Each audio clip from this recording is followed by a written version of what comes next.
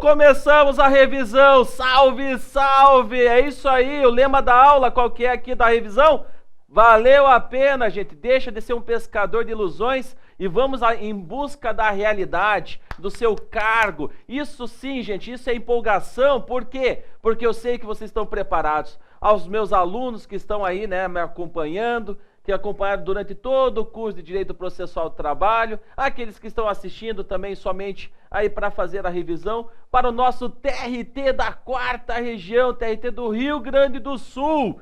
E nesta revisão, nós vamos nos dedicar à maravilhosa matéria de Direito Processual do Trabalho. Gente, tenho certeza que depois de domingo, prova que será realizada para o TRT do Rio Grande do Sul, vai ter tudo valido a pena. Eu sei, cada minuto que você deixou de ficar com a sua família, cada minuto que você deixou de ficar com o namorado, namorada, com o pai, com a mãe, ou sei lá, que você deixou de sair com os amigos, tenho certeza que a partir de então, depois dessa prova, tudo vai ser uma realidade. Deixa de ilusões para o lado, ilusões somente faz parte, isso, ilusões faz parte, ela tem que fazer parte para você ver lá na frente o que você quer, mas uma hora tem que se tornar realidade. Então vamos em busca dessa vaga.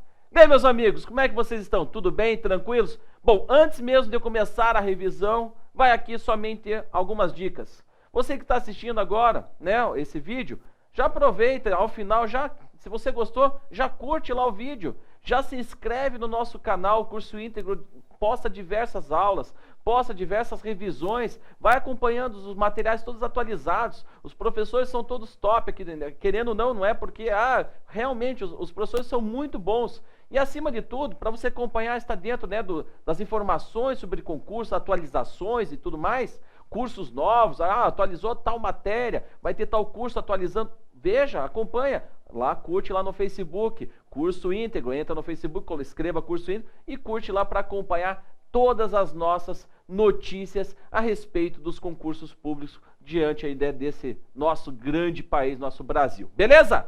Tranquilo? Bom, gente, nesse momento vamos então, nesse espírito grandioso que nós temos aqui de confiança, que vamos conseguir realizar uma bela, mas uma bela prova domingo. Vim aqui bater um papo com vocês, bem de forma descontraída. Agora não tem muito o que fazer, na verdade, né? Agora o negócio é você relaxar, tentar, que claro, memorizar o máximo, relembrar os tópicos, e aqui a gente vem um bate-papo. Então aqui a ideia é nós conversarmos um pouquinho de que pode aparecer na sua prova. O conteúdo é extenso, o conteúdo é importante, né? De Direito Processual do Trabalho tem um peso grandíssimo dentro daqui do concurso, então vamos ver com cuidado algumas coisas. Para começar, vamos relembrar rapidamente a parte de princípios, que é uma matéria que é norteadora para o operador do direito. Vocês têm que lembrar que princípio orienta, facilita para o operador do direito a interpretação da norma.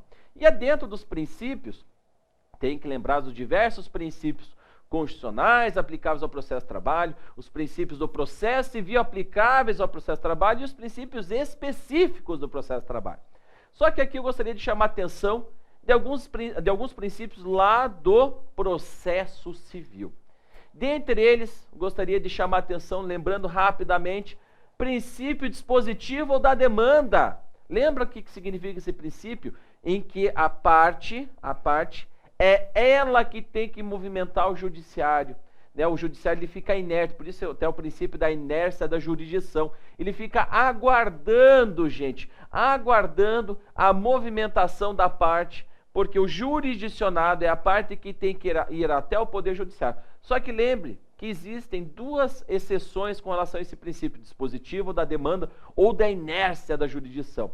As duas exceções, aquela exceção do artigo 39, que trata, né, da pessoa que vai até o Ministério do Trabalho e Emprego, abre um processo administrativo pedindo o vínculo com aquela empresa e, no caso, eles não conseguem chegar até uma resposta, aí decidem encaminhar esse processo para a Justiça do Trabalho. Veja que esta regra do artigo 39 é uma exceção ao princípio dispositivo da demanda. E outra exceção está no artigo 856 da CLT, que prevê bem claro que, caso o presidente do TRT queira iniciar o dissídio coletivo de ofício, ou seja, sem a intervenção de ninguém, o TRT, através do seu presidente, pode iniciar de ofício, conforme o artigo 856. Tudo bem, não vou nem entrar na questão aqui do questionamento que a doutrina faz, tal, mas se a FCC cobrar, está lá no artigo 856. Nos casos em que ocorre a suspensão do trabalho, ou seja, quando tem greve. Nesse caso, o dissídio coletivo pode ser iniciado de ofício pelo presidente do TRT. É a segunda exceção, desculpe, do artigo 856, e nós temos a exceção, também o artigo 39, que são exceções ao princípio dispositivo da demanda. Outro princípio que volte meio quando aparece, às vezes as pessoas esquecem, é o inquisitivo ou do impulso oficial, que quer dizer que uma vez que a pessoa iniciou o processo, gente, veja que o restante dos atos vão por impulso oficial. Então não esqueça que é inquisitivo ou impulso oficial. Outro princípio que eu quero chamar a atenção de vocês rapidamente nessa revisão, princípio da eventualidade. Lembrando que a parte ré, ou seja, o réu, tem que trazer todos os argumentos de defesa na contestação. Não esqueça disso. Mesmo que as ideias sejam antagônicas, o momento que ele tem para trazer os argumentos é agora, nesse instante, na contestação. E outro princípio, para a gente finalizar dos princípios aqui do processo civil aplicáveis ao processo de trabalho, princípio da estabilidade da lide. Lembrando que eu não consigo aditar qualquer tipo de pedido na petição inicial depois de entregue a contestação. O momento onde ocorre a estabilidade da lide é no momento em que o autor chega na audiência e o réu também comparece na audiência, e no trâmite processual da audiência, o réu entrega a defesa para o juiz. Nesse instante, quando é feita a defesa em audiência, é o momento que ocorre a estabilidade da lide, não podendo ocorrer qualquer tipo de modificação na petição inicial, seja aditamento, ou aditar, ou editar. Beleza? Esses são os princípios que eu queria chamar a atenção de vocês. Já lembrando um princípio específico, gostaria só de chamar a atenção do princípio da subsidiariedade, que eu aplico de forma subsidiária o Código de Processo Civil ao processo de trabalho, conforme artigo 769, e não esqueço que eu só posso aplicar de forma subsidiária desde que a regra do processo civil seja compatível com as regras do processo de trabalho, ou seja, a regra do processo civil, ela tem que ser compatível com os princípios e as regras próprias do processo de trabalho. Beleza? Da parte de princípios, é isso. É só para a gente relembrar essas pinceladas, os prováveis assuntos que podem cair na sua prova. Organização da Justiça do Trabalho. Meus amigos, minhas amigas, tem que memorizar os artigos lá da Constituição Federal. Lembre-se, o TST, gente, o TST possui o quê? 27 ministros. TST 30.103. 30.103, 27. 27 ministros, sendo que tem que ser respeitados o 5º constitucional, então 4/5 de magistrado de carreira, 1/5 formado por advogados e por membros do Ministério Público do Trabalho. Lembrando que os critérios para você ser ministro, primeiramente, idade, tem que ter entre 35 e 65 anos, tem que ser brasileiro, entre 35 e 65, cuidado com a idade inferior, que a idade inferior é diferente para o TRT, aqui para ministro é 35 no mínimo, é nomeado pelo presidente da República após aprovação pela maioria absoluta do Senado Federal. Muito cuidado que não é Congresso Nacional, não é presidente do TST, não. Senado Federal.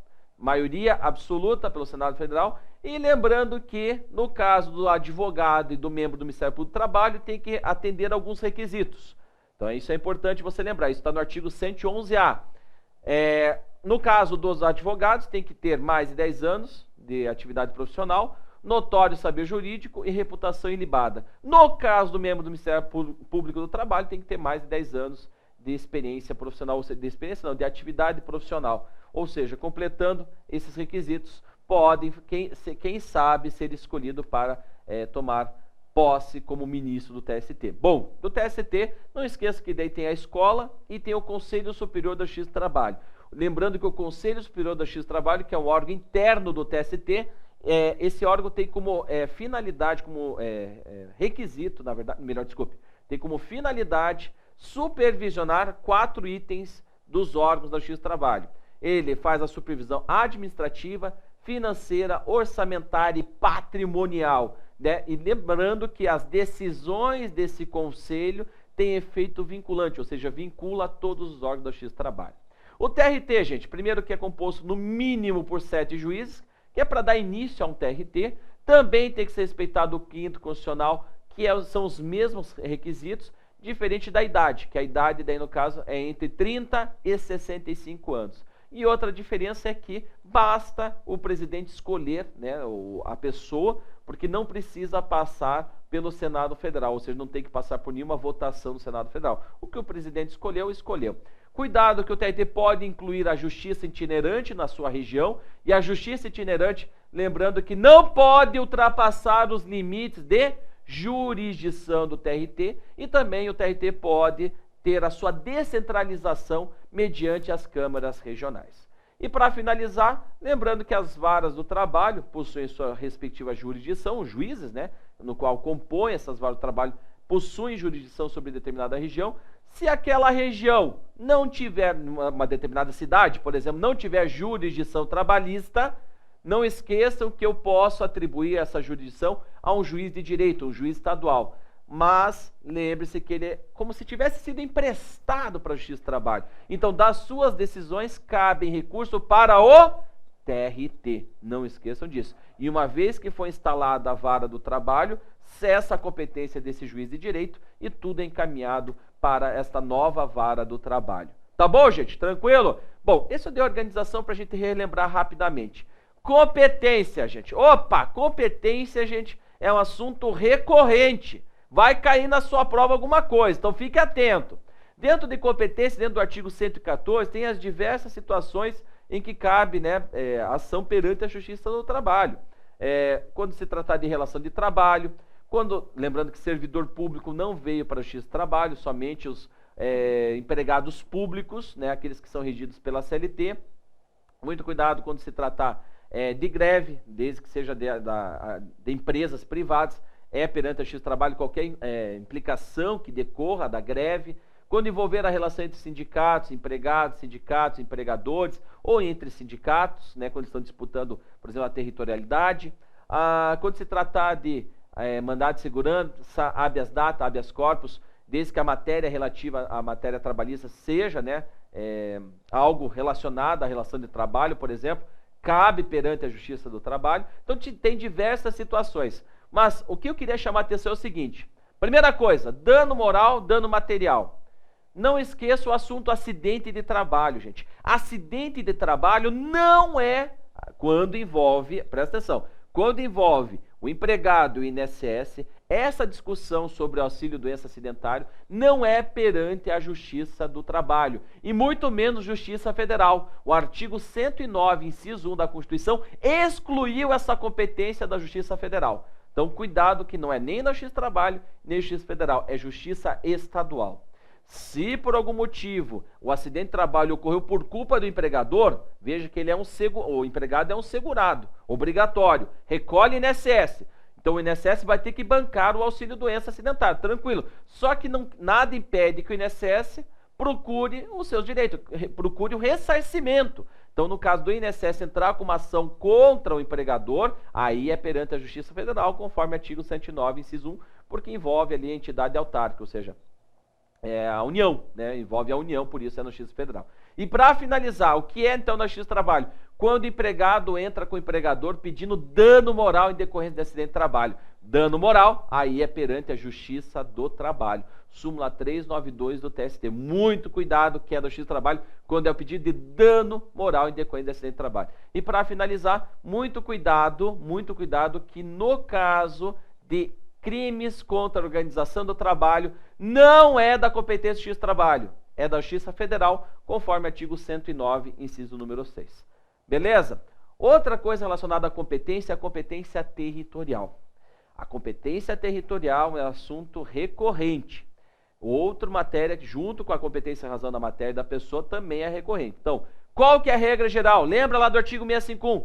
Vamos lá, memória, põe a memória para trabalhar, acompanha comigo. Primeira coisa, a regra geral é o local da prestação de serviço. Mesmo que ele tenha sido transferido, daí no caso você procura a última localidade. Então, a regra geral é, independentemente de onde ele foi contratado, seja no estrangeiro, seja em outra cidade, O que importa para fixar a competência é o local da prestação de serviços. Artigo 651. E tem duas exceções que você não pode esquecer, que está no parágrafo 1º e parágrafo 3º. O parágrafo 1º fala daquela situação que o empregado viaja. O empregado é que está viajando. Então veja que quando o empregado viaja, nesse caso, né, até ele fala do agente viajante comercial, se caso você tem que identificar se existe ou não existe subordinação a alguma agência ou alguma filial. Se houver alguma subordinação, é na localidade onde esse empregado tem a subordinação, seja de uma filial ou de uma agência. Se não houver a subordinação, daí muita atenção, que daí vai ser no local do domicílio ou local mais próximo do empregado. Essa é a situação em que o empregado viaja. Agora, a situação em que a empresa viaja, está lá no artigo 651, parágrafo 3º. Nesse caso, lembre-se que a atividade da empresa é ela que se movimenta. Exemplo, o circo. O circo ele tem a sua atividade, né? Que ela continua, ela anda, ela viaja. Outra situação, empresa que monta biombo ou que monta stand assim, para feiras. Veja que ele acompanha onde está ocorrendo. Então, a empresa viaja, a atividade da empresa viaja. Nessa situação, pode escolher o local da contratação ou o local da prestação de serviço. Ok, gente? Não esqueça essas regrinhas. Gente, serviços auxiliares do X-Trabalho. Vou dar uma dica que não vou ficar falando, tá? Aí tem que lembrar quais são as atribuições. Ó, quem é que escolhe o diretor de secretaria? O juiz titular. Quem é que escolhe o distribuidor? No caso, o presidente do TRT. Quais são as atribuições da secretaria? Quais são as atribuições do diretor de secretaria e quais são as atribuições do distribuidor. Só que eu vou dar aquela dica só para você relembrar. Toda vez que você tiver as atribuições iniciando por vogal e consoante, a contagem ou não sei o que, veja que nesse caso são as atribuições da secretaria. Quem teve aula comigo vai lembrar. Quem não teve aula, vai lá no artigo 711 e veja se não começa todas as alíneas exatamente assim, com o artigo a, o, e daí vem algum substantivo. A contagem, a não sei o que, o não sei o que, tá? Então veja bem tranquilo essa parte.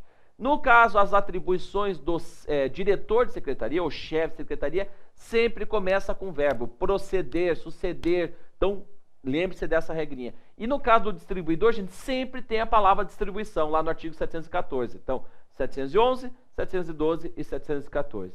E só para finalizar serviços auxiliares, lembre-se que no caso do servidor público não cumprir com o tempo estipulado pela lei para realizar determinado ato, será descontado dos seus vencimentos tantos os dias quanto for de excesso. Ponto. Atos, termos e prazos processuais, gente. Atos, termos e prazos. Lembre-se que ato, ele vai ser, o ato processual, como regra, é público, salvo quando envolver interesse social, e deverão ser realizados nos dias úteis das 6 às 20 horas. Não confunda o horário da audiência, que é das 8 às 18 horas. Lembrando que a penhora pode ser realizada aos domingos ou feriados, tá? Domingos aos feriados, desde que tenha autorização expressa do juiz, artigo 770, ok? Contagem dos prazos. Como é que você faz a contagem dos prazos? Não esqueça que existem duas situações: início do prazo, início da contagem. Então, por isso que você exclui o dia do início, o dia que teve a publicação, e inclui o dia do término, tá? Lembrando que os prazos são contínuos e irreleváveis, conforme o artigo 775, e poderão ser prorrogados pelo juiz ou o presidente do TRT, ou no caso de força maior, ok? Lembrando que o início da contagem é no primeiro dia útil subsequente ao da publicação. Então, por isso que você exclui o dia do início e inclui o dia do término. Se caso o prazo terminar em finais de semana, lembrando que nesse caso da contagem dos prazos, aí eu levo em consideração o expediente forense, segunda a sexta. Terminando sábado, domingo ou feriado, é postergado para o primeiro dia. E no caso do início da contagem, a mesma coisa. Se houve a publicidade de hoje, eu sempre inicio a contagem no primeiro dia útil subsequente. Então, de contagem de prazo, aqui rapidamente, a gente acabou fazendo um resumo aqui de como é que funciona. Só, mais uma coisinha, a regrinha lá da súmula 262. Caso a publicação, a intimação decorra no sábado, veja que não pode ser entendido como sido realizado no sábado, então você posterga como se a publicação tivesse ocorrido na segunda, ok? É como se não tivesse sido realizada a intimação, a publicação no sábado, e sim na segunda-feira imediata, se for dia útil, e a contagem no subsequente. Então, não considera início do prazo sábado, não esqueça disso. O sábado, se você recebeu a publicação, alguma coisa, a intimação, para início de algum prazo no sábado, não começa no sábado o início do prazo. O início do prazo é na segunda e o início da contagem é na terça-feira, conforme súmula 262 do TST. Termos, só lembre que do conteúdo. O que é um termo? O termo processual é a reprodução gráfica dos atos processuais. Ok? Bom, falamos de princípios, rapidamente, a organização do X-trabalho, competências, serviços auxiliares, e agora falamos de atos e termos processuais. Só uma coisa antes de eu terminar, senão eu não vou me perdoar nunca. Cuidado com a leizinha do processo eletrônico. A contagem do processo eletrônico é diferente. Sai no diário eletrônico, imagine que sai hoje, o início do prazo, não ocorre a publicação no mesmo dia do diário oficial eletrônico, não. Quando sai no diário eletrônico, eu considero o início do prazo o primeiro dia útil subsequente e a contagem no primeiro dia útil subsequente ao do início do prazo. Ou seja, em tese são 3 dias para iniciar a contagem quando for processo eletrônico, ok? É bom dar uma lidinha nessa lei, tá? Acredito eu que vai cair alguma coisa dessa lei. Então, eu já estou falando da questão da contagem do prazo, porque é algo que é diferente e que eles podem cobrar, ok? Veja que não é obrigatório inserir o processo eletrônico perante o tribunal. Os tribunais poderão, veja que a lei fala, não diz que deverão, poderão incluir, e caso incluindo, tem algumas regras específicas. Tudo bem? Dá uma lidinha antes da prova, acho que vale a pena, para o desencargo de consciência, vai lá dar uma lidinha ali, é bem curtinho, então são alguns minutinhos que você vai perder. Bom, depois de tudo isso, relaxa, tá aquela atenção, fala, professor do céu, meu Deus, a prova está chegando, mas é agora é a hora. Vamos mostrar para o que viemos, que é passar, conquistar uma vaga. É isso que vocês estão estudando. Vocês estão estudando para sair dessa situação de estudante, de concurseiro para concursado. Então vamos firmes e fortes para conseguir passar nessa prova. Eu confio em vocês, estou confiando. Bom, depois disso, depois de falar de atos, termos e prazos processuais, nós vamos falar agora das partes e procuradores. Ius variandi, não esqueça que o ius variandi é a possibilidade da pessoa postular em nome próprio. Aí, nesse caso, o artigo 791 menciona que, em alguns casos específicos, a pessoa não pode exercer o ius variandi. Quais são esses casos? Lembra do verbo amar? A de ação rescisória. A. M, mandado de segurança. A, de ação cautelar. E R, de recursos perante o TST. Esses casos, nós não podemos ter a parte exercendo o seu direito do ius variandi. No caso, variandi. Postulante. No caso, o jus postulante. Nesse caso, conforme a súmula 425 do TST, nesses 4 casos, a pessoa, a parte, obrigatoriamente tem que contratar advogado. Caso a pessoa seja de menor, lembrando que tem que ser representada, no caso, pode ser representada pelos pais, na ausência dos pais pode ser pelo Ministério Público do Trabalho, na ausência do Ministério Público do Trabalho pode ser pelo sindicato, na ausência do sindicato, Ministério Público estadual e depois curador nomeado em juízo. Lembrando que só quando ele tiver maior de 18 anos que ele pode atuar em nome próprio sem ter a necessidade dos representantes dos pais, sem precisar da representação dos pais. Com relação também ainda a partes de procuradores, sinceramente eu acho que não vale assim vale a pena o toque, não vale a pena a gente pular o assunto, a questão dos honorários advocatícios. Lembre-se que para termos honorários advocatícios perante a Justiça do Trabalho, somente em alguns casos específicos. Os casos esses específicos que estão na súmula 219. Quais são os 4 casos que nós temos na súmula 219? Primeiro caso, quando se tratar de relação de emprego, somente terá direito aos honorários advocatícios a pessoa que tiver assistida pelo sindicato e tiver o benefício da justiça gratuita. Unindo esses dois casos, lembrando a nossa matéria, a assistência judiciária gratuita. Nesse caso, é devido a honorários advocatícios de até 15%. Então, na relação de emprego, só assim, havendo a somatória desses dois requisitos. Sindicato, benefício da justiça gratuita. Somou esses dois requisitos, é concedido honorários para o advogado do sindicato que está atuando de forma gratuita. Beleza. Nos outros casos, gente, ação rescisória, quando ocorrer a substituição processual do sindicato e nas outras situações que não sejam de relação de emprego, mas que sejam de relação de trabalho, autônomo, qualquer outra situação que seja, exceto relação de emprego. Nesses três casos, aí eu aplico a regra do CPC, o artigo 20, onde os honorários poderão variar de 10% a 20%. Ok, gente? Honorários, nós fechamos. Bom, isso aqui só para relembrar algumas coisas de partes e procuradores. Já com relação à parte dos ritos. Vamos lembrar agora, meus amigos e minhas amigas. Rito ordinário, rito sumaríssimo. As causas que forem acima do rito de 40 salários mínimos, já estava falando besteira, acima de 40 salários mínimos, tem que lembrar que o trâmite processual deverá, ser pelo rito ordinário, que é o rito mais completo, mais complexo. Se for até 40 salários mínimos, lembrando que a lei não fala que é de 2 a 40, apesar de nós sabermos que ainda exista o rito sumário, mas cuidado que o artigo 852A não fala que é de 2 a 40, é uma construção doutrinária isso, por isso você tem que memorizar para a prova que as causas até 40 salários mínimos deverão tramitar pelo rito sumaríssimo. Do rito ordinário, a gente acha que vale a pena a gente relembrar algumas coisinhas antes de ir para o rito sumaríssimo. Primeira coisa que eu acho que vale a pena lembrar do rito ordinário.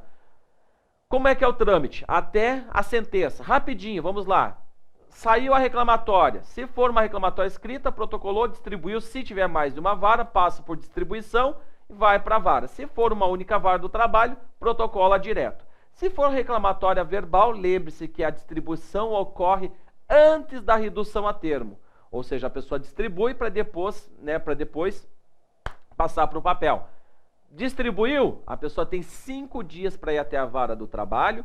Chega até a vara do trabalho, o diretor de secretaria auxilia a pessoa a passar para o papel, daí inicia o processo trabalhista. Se ele não comparecer dentro de 5 dias na vara do trabalho, aí nós temos um problema, porque o processo vai ser arquivado e conforme a penalidade do artigo 731, não poderá ingressar com uma ação trabalhista no prazo de 6 meses, uma única vez.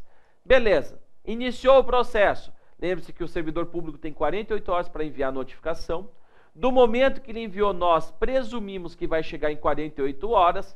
E no caso, tem que haver entre o recebimento da notificação e a realização da audiência, 5 dias, que é o quinquídio legal. Se for a administração pública direta, autárquica ou fundacional, ao invés de 5 dias, 20 dias, porque tem que multiplicar por 4, porque é o prazo em quádruplo. Beleza, dentro da audiência, qual que é o trâmite processual do rito ordinário? Primeira tentativa conciliatória, leitura da reclamatória trabalhista quando não dispensável pelas partes, defesa, lembrando que a defesa no prazo de 20 minutos, depoimento das partes, oitiva de testemunhas, perito e assistentes técnicos, razões finais no prazo de 10 minutos de forma oral, segunda tentativa conciliatória e, por último, sentença. Primeira tentativa conciliatória, lembrando que o juiz não é obrigado a homologar a sentença, conforme súmula 418. Veja que não existe essa obrigatoriedade, não é um direito líquido e certo, ou seja, se ele não quiser homologar, se ele perceber que existe alguma fraude, ele não é obrigado, mas uma vez homologado, não esqueça que a decisão, o acordo homologado é equivalente a uma decisão irrecorrível, ou seja, é como se tivesse ocorrido o trânsito em julgado. Para você questionar alguma coisa desta ação, desse acordo homologado, só mediante ação rescisória, ok? Só mediante ação rescisória. E aí, no caso, o acordo sendo homologado, só existe a possibilidade de recurso para uma pessoa que não está no acordo. Não esqueça da possibilidade de recurso pela Previdência Social, conforme artigo 831, parágrafo único, ok? Então, do primeiro acordo, da primeira tentativa conciliatória, seria isso. Com relação à defesa, lembre-se da contestação. A contestação é aquela peça, que você impugna pedido por pedido da petição inicial. Queria só destacar o tema compensação. A compensação que está prevista no artigo 767, além disso tem que ler também a súmula 1848, é o seguinte, a compensação é matéria de defesa, ou seja, especificamente da contestação, é quando empregado e empregador devem um para o outro valores. Nesse caso, você pede a compensação na contestação. Só que a compensação você alega na contestação e tem que ser, a dívida existente entre os dois tem que ser de natureza trabalhista.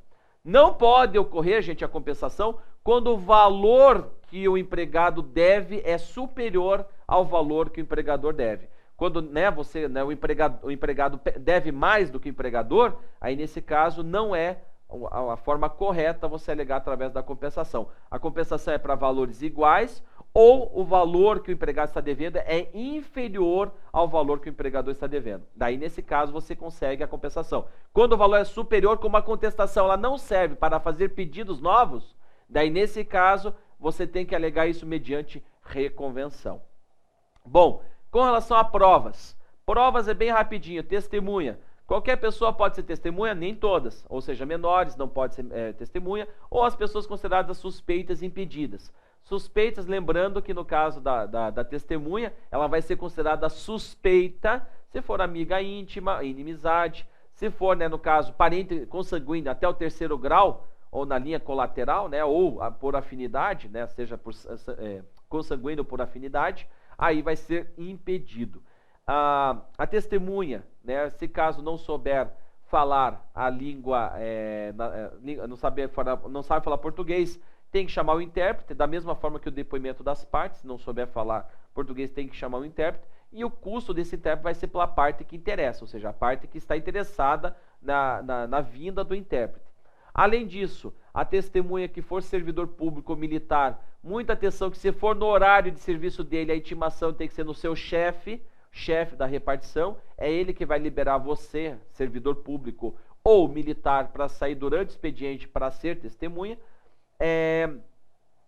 Uma testemunha não pode ouvir o depoimento da outra. No caso da inquirição é feita pelo juiz, as perguntas, e claro, as partes podem reinquirir as testemunhas e as partes por intermédio do juiz. Que mais de testemunha? Vamos ver. Isso aqui é importante. As testemunhas comparecem independentemente de intimação. Isso aqui é importante, hein? Diferente do processo civil, que tem que ser arroladas. Aqui não, elas comparecem independentemente. E no rito ordinário ainda tem uma diferença legal, que se caso ela não vier comparecer na audiência, o juiz de ofício ou a parte pode requerer para que seja adiada a audiência e o juiz intime ela. Daí, no caso, ela não comparecendo na próxima audiência em que ela foi intimada, ela está sujeita à condução coercitiva, bem como ao pagamento de uma multa que poderá ser aplicado pelo juiz. Beleza? Uma multa essa que é equivalente a mais ou menos ao salário mínimo. Mas ele está sujeito, o mais importante é que a testemunha está sujeita à condução coercitiva. Beleza? Documentos. Normalmente entrega os documentos junto com a reclamatória, junto com a contestação, e na fase recursal, muito cuidado com a súmula 8, que poderá ser juntado na fase recursal, caso seja um documento que a pessoa teve acesso após a sentença, ou quando o juiz de 1º grau não deixou juntar no momento oportuno, tá bom? Depois dessa parte de provas, não esqueça de perícia. Quem é que tem que pagar os custos da perícia, gente? A parte sucumbente no objeto da perícia. Se caso nós tivermos assistente técnico, quem paga os assistentes técnicos é a parte que contratou. O autor contratou assistente técnico, ele que paga, súmula 341. Se a parte não tiver condições de bancar o perito, imagina o autor que não tem condições, conforme o entendimento do TST, quem banca é a União, tá? Isso é a União que banca. E para finalizar, a OJ 98 da SDI 2 fala que, se tratando de relação de emprego, não pode ser solicitado a antecipação de honorários de perito, ok? Se for de relação de trabalho não tem problema, mas relação de emprego não pode ser antecipados honorários. Aí depois disso nós temos a produção das provas, nós temos as razões finais, que são 10 minutos de forma oral, e depois nós temos a questão da segunda tentativa conciliatória e a sentença, Lembrando que a sentença tem que seguir as regrinhas lá do artigo 832, lembrando que ele tem, vamos dizer assim, tem as etapas, A sentença ela tem as 3 fases que o juiz tem que passar, que é o relatório, fundamentação e dispositivo. Não pode conceder a mais, porque senão será uma sentença ultra petita, não pode conceder coisas diferentes do que foi pedido, senão será uma sentença extra petita, e nem conceder a menos, que daí será uma sentença citra petita. Mas no caso de ultra e extra petita, existem algumas situações que a lei autoriza o juiz julgar a mais e de forma diversa.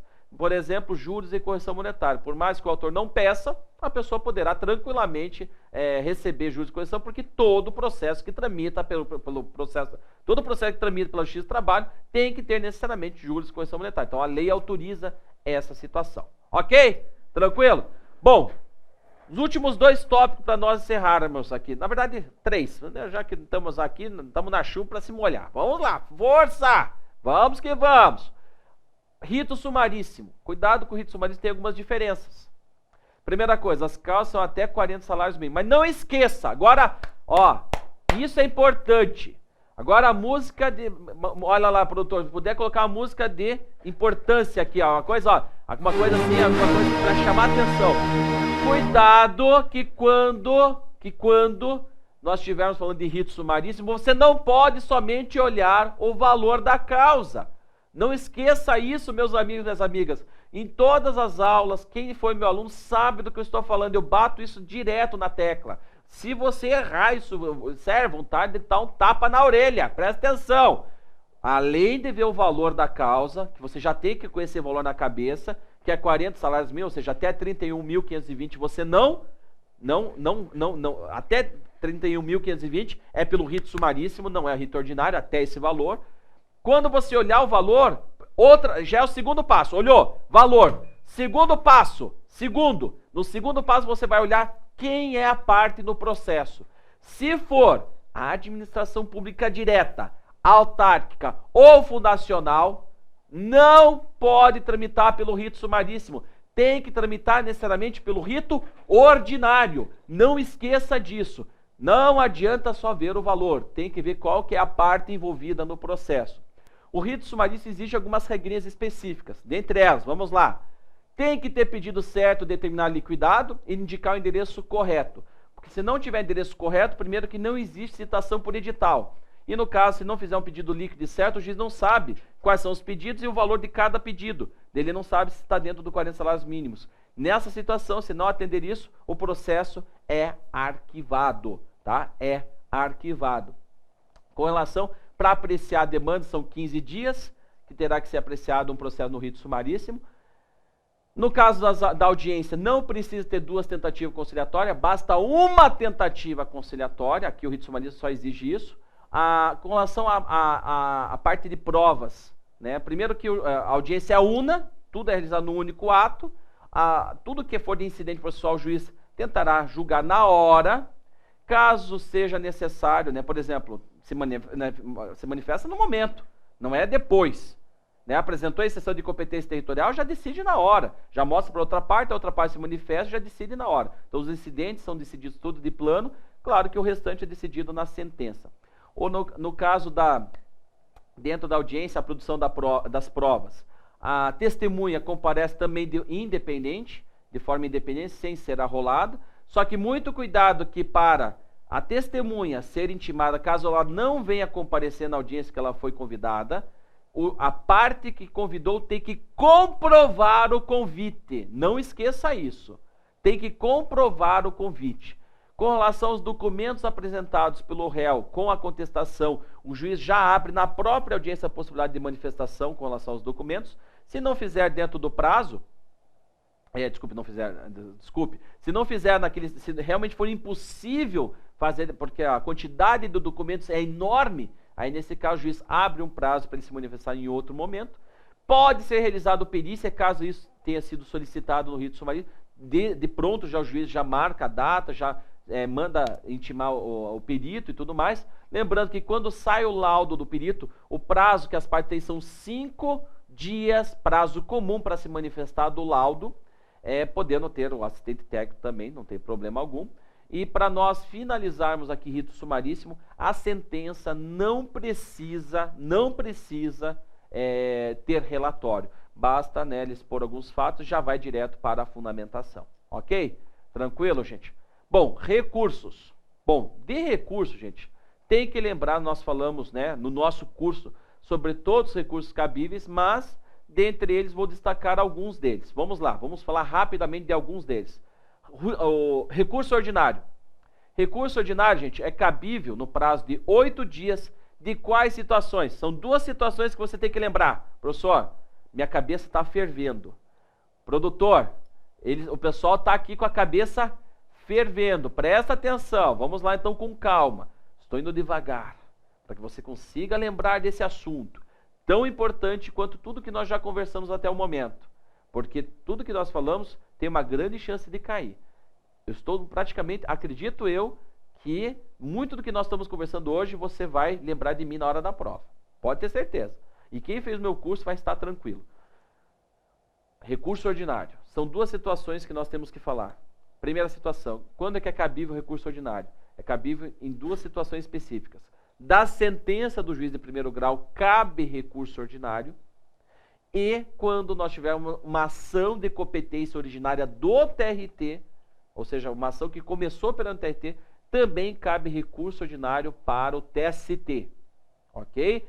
No caso, juiz de primeiro grau, a sentença cabe recurso ordinário para o TRT. No caso de uma ação de competência originária do TRT, cabe recurso ordinário no prazo de 8 dias para o TST.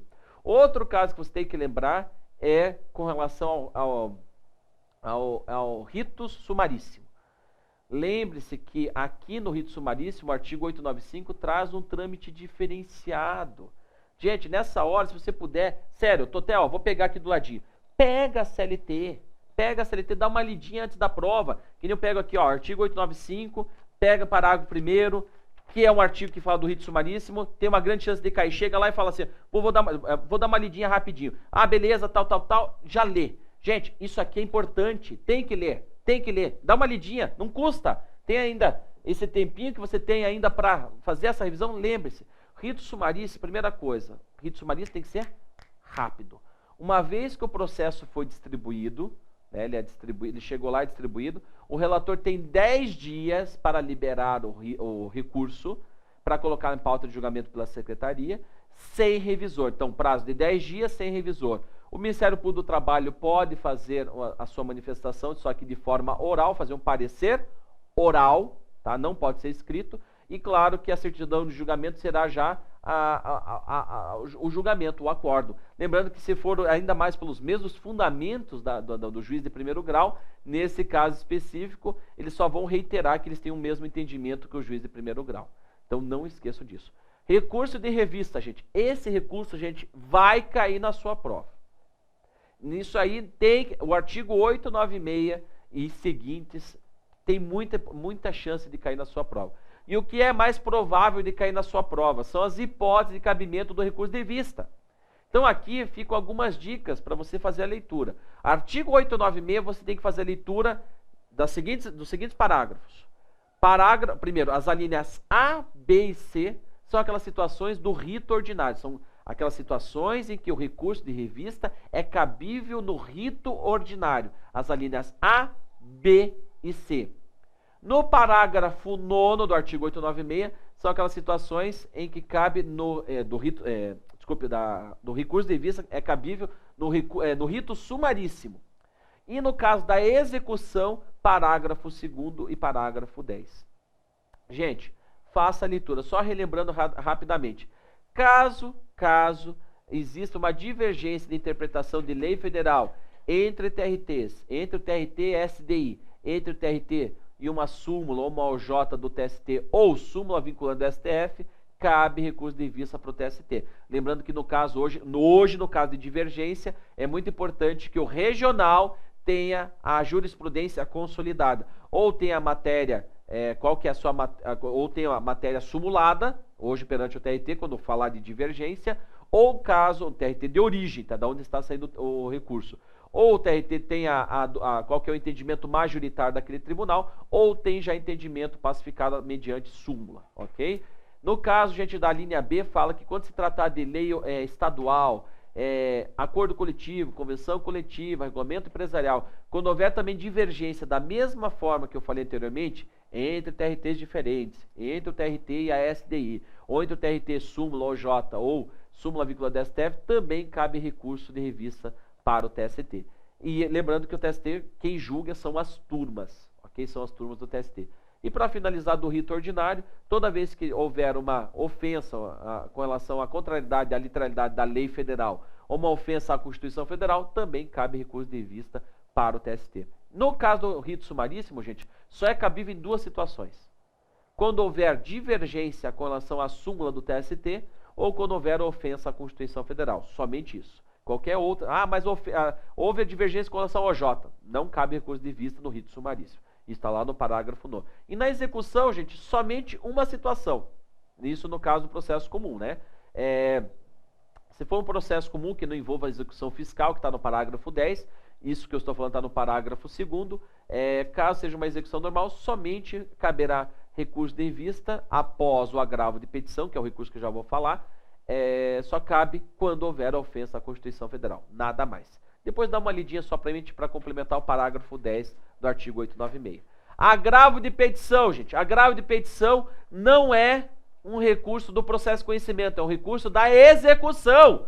Agravo de petição rima com execução. Não esqueça disso, essa música horrível aqui, mas você não vai esquecer. Não existe recurso ordinário na execução. Da sentença da execução, cabe agravo de petição. Agravo de petição rima com execução. Recurso ordinário não rima com execução. Não esqueça disso. Então, das sentenças da execução, cabe agravo de petição. Requisitos específicos, tem que delimitar a matéria e delimitar os valores como requisitos especiais. Tá bom? Não esqueça, pelo amor de Deus, não vai me colocar, da sentença de execução cabe recurso ordinário. Rima! Lembra disso? Recurso ordinário rima com execução? Não rima. Então, tanto é que existe aquela musiquinha, né? Que o agravo de petição é o recurso ordinário na execução, porque não existe recurso ordinário na execução. Embargos no TST. Já estamos caminhando para o final da nossa revisão. Embargos no TST. Embargos no TST, gente, tem que lembrar que são dois. Quando a ação tiver aquelas ações de dissídio coletivo, ou revisão e extensão de sentença normativa, ou seja, no âmbito do direito coletivo, iniciar perante o TST, se for uma decisão não unânime, cabe embargos do TST, ou seja, embargos infringentes. No caso da decisão das turmas em recurso de revista, onde houver divergência entre as turmas, ou seja, nós estamos tendo divergência dentro do TST, divergência entre as turmas, ou entre a turma e a SDI, ou a turma está decidindo de forma diversa do que uma súmula, uma OJ, ou uma súmula vinculante do STF, súmula ou OJ do TST, ou súmula vinculante do STF, cabe embargos de divergência para SDI. Não esqueçam disso também, tá bom? Para nós encerrarmos agravo de instrumento, mais dois recursos somente. Agravo de instrumento, lembrando que ele serve para destrancar recursos do juízo aquo. O juízo ad quem não é agravo de instrumento, é agravo regimental. E para destrancar também embargos no TST é agravo regimental, não é um agravo de instrumento. São somente aqueles recursos do juízo aquo, com exceção de embargos no TST. E do juízo aquo, ele não deixa subir o recurso. Se for no próprio juízo ad quem, ou já no próprio tribunal, é o agravo regimental. Lembrando que ele tem depósito recursal, tem que ser respeitado isso. E existe uma regrinha lá dizendo que não é cabível o depósito recursal quando o recurso de vista está insurgindo contra a súmula, ou até mesmo, então cuidado com as exceções que nós já conversamos em aula. Agravo regimental não, recurso adesivo. Súmula 283, só é cabível o recurso adesivo em 4 recursos trabalhistas. Só lembrar dos 4 principais recursos. Recurso ordinário, recurso de revista, recurso de embargos e agravo de petição. Então, o recurso ordinário e o agravo de petição são os recursos que cabem da sentença do juiz de primeiro grau. Desses 2 recursos, seja no processo de conhecimento ou seja na execução, cabe recurso de revista e, por último, cabe recurso de embargos. Esses 4 permitem o recurso adesivo, lembrando que as matérias veiculadas no recurso adesivo não precisam ter conexão com o recurso principal. Beleza? Gente, recurso foi uma revisão assim, ó, a toque de caixa. E para nós encerrarmos, execução. Gente, dentro da execução, muita atenção que, primeiro, a legislação que eu aplico de forma subsidiária, a primeira, não é o CPC, é a Lei de Execuções Fiscais, a Lei 6.830, de 80, para depois aplicar o CPC. Então, primeiro eu aplico a CLT, depois a Lei de Execuções Fiscais, para depois ser o CPC. Depois disso, gente, muito cuidado que quando eu começo a execução, muitas vezes eu preciso passar por uma fase antes da própria execução, que é a liquidação de sentença. E a liquidação, conforme o artigo 879, pode se dar de 3 formas. Ou por simples cálculos, que a gente chama cálculos, arbitramento e artigos. Existe um trâmite, vamos imaginar que seja por cálculos. Se caso for por cálculos, veja que no momento que foi elaborado o cálculo, não sei se vocês lembram, mas agora só refrescando a memória, lembre-se que quando é elaborado o cálculo, as partes poderão, não é que deverão, poderão ser intimadas para se manifestar do cálculo. Prazo de 10 dias, prazo sucessivo, primeiro para o exequente, depois para o executado, para se manifestar. Mas isso é uma opção do juiz. Se ele não quiser, ele não precisa intimar as partes. Caso ele não intime, ele intima a união direto. Prazo de 10 dias para a união se manifestar dos cálculos. Caso ele tenha intimado as partes, então ele intima as partes, prazo sucessivo de 10 dias para cada uma das partes, se manifestam e após a manifestação de ambas as partes, é intimado, a união é sempre obrigatória. O que pode ou não intimar é as partes. Depois disso sai a sentença líquida, daí inicia o que a gente chama de execução propriamente dita. Veja que é expedido o mandado de citação, penhora e avaliação para que pague em 48 horas. Essa citação é feita por oficial de justiça e ele tenta, no prazo de 48 horas, entregar por 2 vezes. Não conseguindo entregar, aí é feita a citação por edital. Aí o que vai acontecer? A pessoa pode quitar, pode depositar o valor para dar sequência à execução, ou nomear bens à penhora, ou, eventualmente, não fazer nada. Se não fizer nada, o juiz manda o oficial buscar todos os bens que tiverem disponíveis para garantir o juízo. Garantido o juízo, nesse instante inicia o prazo de 5 dias para o réu para apresentar embargos à execução. Sugiro a leitura do artigo 884 da CLT. Depois disso, também prazo de 5 dias para a parte exequente para apresentar impugnação. Após isso, o juiz poderá abrir audiência se tiver alguma coisa para produzir prova, alguma coisa, no prazo de 5 dias. E também no prazo de 5 dias ele acaba dando a sua respectiva sentença. Aí como é que funciona se o bem que foi dado ali para penhora for um bem móvel ou imóvel? Bom, se for dinheiro, depois da sentença, paga o cara. Mas se não for, daí nesse caso os bens, primeira coisa, pergunta para o exequente se ele quer ficar com o bem. Então, no momento da expropriação do bem, o juiz pergunta, autor, exequente, você quer ficar com o bem que está penhorado? Isso nós chamamos de adjudicação. Tá? O oficial de justiça faz a avaliação e a pessoa pega aquele bem como se fosse seu. Se eventualmente ele pegar e não quiser ficar com o bem, aí tem que ser levado para a asta pública. Então perceba que a adjudicação tem preferência sobre a arrematação, aí é levado para a asta pública, que pode ser praça ou leilão, praça, bens imóveis, leilão, bens móveis. E daí, no caso, é vendido pelo maior lance. O artigo 888 é muito importante, que fala exatamente sobre a asta pública. A asta pública ela é divulgada com 20 dias de antecedência, então ele avisa com 20 dias de antecedência, e aí, claro, que as pessoas comparecem para fazer a arrematação pelo maior valor. Esta arrematação, gente, quando a pessoa faz a arrematação, ela tem que pagar um sinal de 20% no ato, e depois o remanescente do dinheiro tem que ser depositado em 24 horas, senão ela perde o sinal em favor da execução. Isso nós chamamos de arrematação. E para finalizar, remissão. Remissão com C cedilha. Caso o executado consiga o valor necessário para afastar a penhora, ele deposita aquele valor, desde que seja antes da assinatura do juiz na arrematação. Daí, nesse caso, ele libera o bem e o dinheiro é pago para o exequente. Tá bom? Sugestão de leitura, se você puder fazer uma leitura do embargos de terceiro, súmula 419 do TST, que fala do juiz deprecante e deprecado, mas já estourou aqui meu tempo. Beleza, gente? Pessoal, animação, alegria. Fizemos aqui uma revisão rapidérrima de todo o conteúdo, de tudo que nós conversamos, de todas as aulas que nós tivemos aqui no curso íntegro. Que maravilha, né? Em pensar em poucos minutos, você revisar praticamente todo o conteúdo que a gente bateu papo, que a gente conversou, que a gente discutiu aqui sobre o conteúdo, tá bom? Fico feliz que você tenha me acompanhado, espero que você tenha realmente sucesso na prova, pode ter certeza que eu estou torcendo por todos aqui, e claro que você não precisa de 10, 15 vagas, você precisa de apenas uma única vaga. Vá em busca dessa vaga. Essa vaga já é sua. E o curso íntegro e eu e todos os professores estamos indo junto com toda a força para conquistar essa tua vaga. Um grande abraço, meus amigos, e boa prova no domingo. Até mais!